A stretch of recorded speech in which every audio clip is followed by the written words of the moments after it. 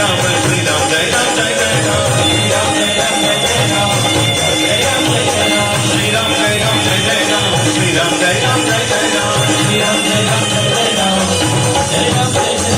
रामचंद्र भगवान की जय। श्री हनुमान जी महाराज ने माता जी इच्छा वरदान आप्या, हनुमंत आप बलवान बनो, आप शीलवान बनो, अजर बनो, अमर बनो, गुणनो भंडार थाओ।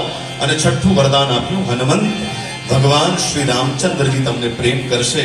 આ છઠ્ઠું વરદાન જ સાંભળ્યું, પહેલા પાંચ તો સાંભળ્યા જ નહીં હનુમાનજી। ગોસ્વામીજી લખ્યું, કરહુ કૃપા પ્રભુ અસ સુની કાના, નિર્ભર પ્રેમ મગન હનુમાન।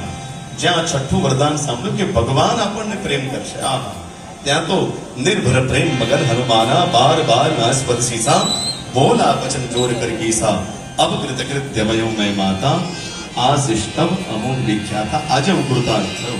હવે હનુમાનજી કહ્યું, માં બધું જે કરવાનું હતું બધું થઈ ગયું, હવે મને ભૂખ લાગી છે। હનુમાનજીને વિશેષ કાર્ય કરવું છે, બાકી હનુમાન